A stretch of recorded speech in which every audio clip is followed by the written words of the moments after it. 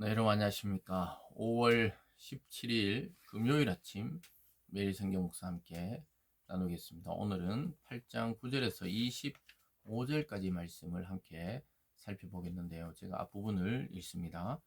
그 성에 시몬이라 하는 사람이 전부터 있어 마술을 행하여 사마리아 백성을 놀라게 하며 자칭 큰 자라 하니 낮은 사람부터 높은 사람까지 다 따르며 이르되 이 사람은 크다 일컫는 하나님의 능력이라 하더라. 아멘.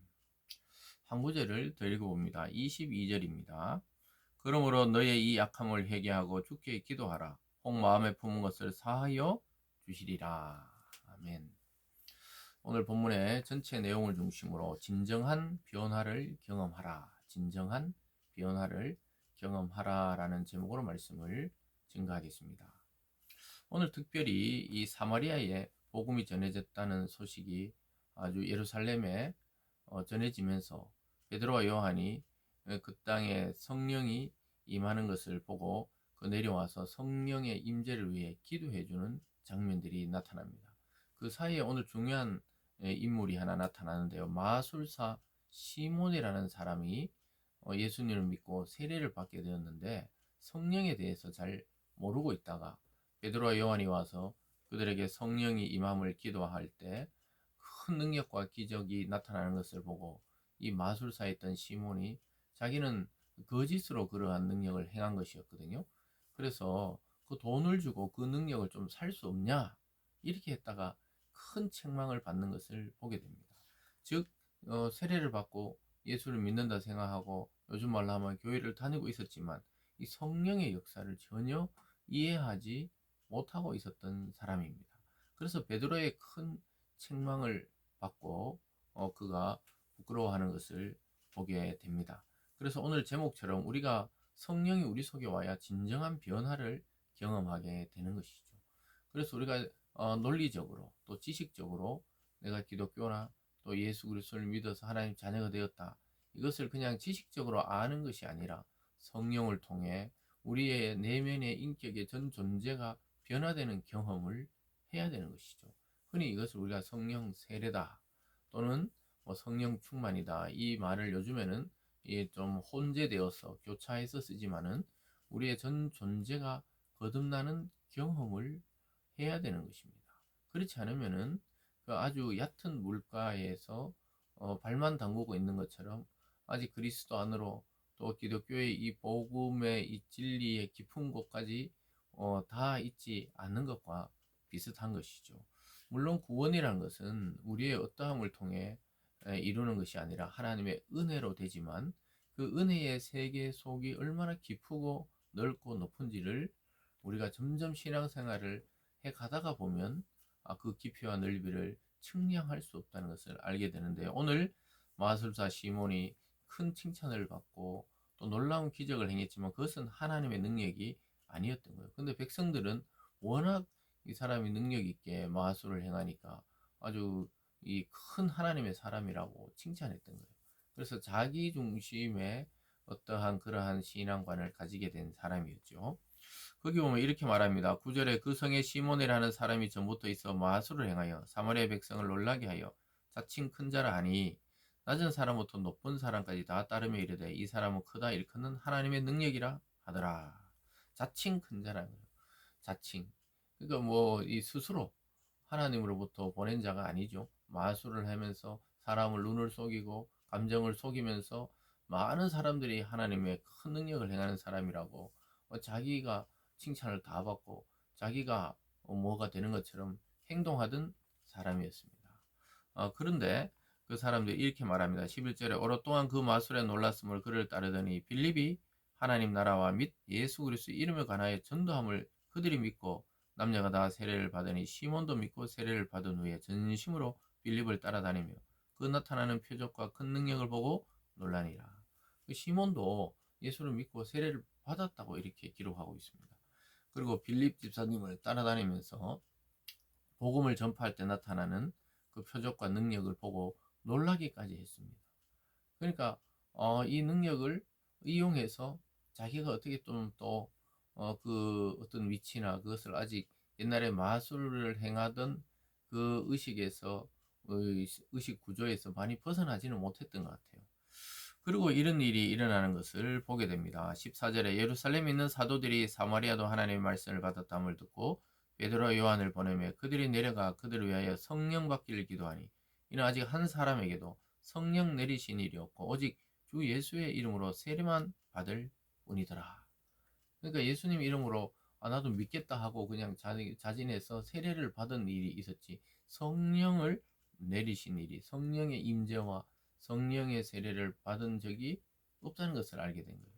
그래서 그들을 위해서 성령 받기를 기도하는 것이죠. 왜냐하면 성령을 우리가 주고 또 우리가 받고 할 수 없잖아요. 그냥 기도하는 것이죠. 이 사도들이 내려가서 이들도 성령의 충만함으로 변화되는 것을 원했던 것이죠. 그렇게 기도했을 때 18절에 보니까 시몬이 사도들의 안수로 성령 받는 것을 보고 돈을 들여 이르되 이 권능을 내게도 주어 누구든지 내가 안수하는 사람은 성령을 받게 하여 주소서 하니. 그러니까 이 사람이 완전히 착각하고 오해하는 거죠. 자기가 예전에 행했던 마술을 누군가에게 배운지 몰라도 돈을 주고 배웠던 것 같아요. 그러니까 이 사람은 돈이면 다 해결된다 생각하고 그들이 안수하니까 사람들이 막 변화되고 성령에 충만하고 또 여러 가지 능력과 기적을 행하는 걸 보면서 나도 좀 어떻게 그 성령을 돈을 주고 사고 싶다고 이야기했죠. 이럴 때 베드로가 큰 책망을 하게 됩니다. 왜냐 성령은 하나님이 우리들에게 선물로 주는 거지 택한 자에게 주시는 하나님의 선물인데 그걸 돈으로 살려고 했다고 굉장히 책망받습니다. 20절이죠. 베드로가 이르되 네가 하나님의 선물을 돈 주고 살 줄로 생각하였으니 네가 은과 내가 함께 망할지어다. 하나님 앞에서 내 마음이 바르지 못하니 이 도에는 내가 관계도 없고 분깃될 것도 없느니라. 아주 강한 책망이죠. 이거 분명히 믿고 세례를 받았던 시몬이었지만 베드로는 네 돈으로 살 줄 생각하기 때문에 너는 그 돈과 함께 망할 것이라는 거예요. 그리고 하나님의 이 복음에 네 관계도 없고 분깃도 없다는 거 상관없는 자가 될 것이라고 이야기합니다. 그러나 하나님은 그를 완전히 버리신 것이 아니고 베드로의 입을 통해 회개의 기회를 주십니다. 22절이죠. 그러므로 너희 이 악함을 회개하고 주께 기도하라. 혹 마음에 품은 것을 사하여 주시리라. 내가 보니 너는 악독이 가득하며 불의에 매인 바 되었도다. 시몬이 대답하여 이르되 나를 위하여 주께 기도하여 말한 것이 하나도 내게 임하지 않게 하소서. 그래서 막 긴급하게 자기에게 그 저주가 임하지 않게 해달라고 기도해달라고 매달리는 것을 보게 됩니다. 그래서 회개의 기회를 주고 또 그가 기도하면서 매달리는 그러한 모습을 보게 되는데요. 어쨌든 이 책망을 받게 된 원인이 무엇이냐? 교회의 일을, 성령의 일을, 복음의 일을 돈으로 값을 매기려고 했다는 것입니다. 값없이 주는 하나님의 선물을 어떤 값을 치르려고 하는 거예요. 그래서 교회에서는 선교나 구제나 또 교회에서 양육이나 교육을 위해 또 성도들이 헌금한 재정이 지출되지만 아주 주의 깊게 그것을 관리해야 되는 것이죠. 그리고 돈으로 모든 것을 해결하면 된다듯이 그냥 뭐 선교지도 또는 선교사들께도 그게 필요하지만 그걸 해놓고 다 끝났다 생각하면 안 되는 거예요. 물질이 문제가 아니라 기도하고 영적 방어망을 구축해주고 함께 기도로 동력해주고 또 진정한 염려와 걱정으로 이렇게 하는 것이지 돈을 보내는 것은 아주 이 마지막 이 첫 단계라고 보면 되죠. 그래서 그런 것들이 해서 내 임무가 끝났다 이렇게 생각해서는 안 되는 것입니다. 그래서 교회는 물질로도 또는 권세로도 세상의 지위로 세울 수 있는 곳이 아니에요. 교회는 오직 말씀과 성령의 역사로 세워지는 것입니다. 성도가 성도되는 것도 마찬가지라는 사실을 오늘 보게 되는 것이죠. 그래서 마술사는 그 능력을 돈으로 매수하고자 했는 것이죠. 그래서 그를 사로잡은 것은 성령도 아니고 성령을 통한 변화도 아니고 그 능력 자체를 보고 자기도 그 능력이 있는 사람이 되고 싶은 열망에 왜냐하면 그 전에 자기가 칭찬받는 마술사였잖아요. 또 그런 지위를 누리고 싶어 했던 것이죠. 25절에 보면 두 사도가 주의 말씀을 증언하여 말한 후 예루살렘으로 돌아갈새 사마리아 여러 마을에 복음을 전하니라. 결국은 사도들의 그 움직임들 그들의 일함은 복음을 전파하는 일이었다는 것이죠. 그래서 이 시몬의 이 신앙의 한계는 진정한 변화를 경험한 적이 없었다는 거였습니다. 그 이후에 또 어떻게 되었는지 자세히 여기서는 설명하지 않지만은 그가 그래도 반성하고 회개하는 태도를 보인 것은 어쨌든 그 형벌을 피하기 위한 수단인지는 몰라도 어쨌든 가망성을 보였던 것이죠.